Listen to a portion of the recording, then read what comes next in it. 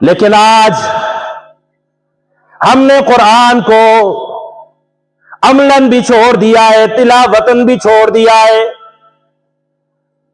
حالانکہ صحابہ کرام وہ کہا کرتے تھے تبرک بالقرآن فإنہ کلام اللہ، قرآن سے برکت حاصل کرو کہ یہ اللہ کا کلام ہے، یہ اللہ کا کلام ہے۔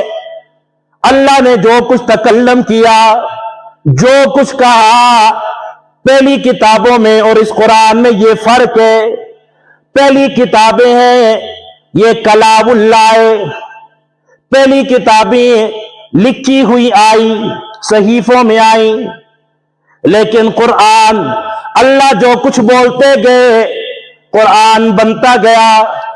اللہ کے محبوب صلی اللہ علیہ وسلم کے سینے پہ اللہ نے 23 سال کے عرصے میں یہ قرآن کو تھوڑا تھوڑا کر کے اتارا۔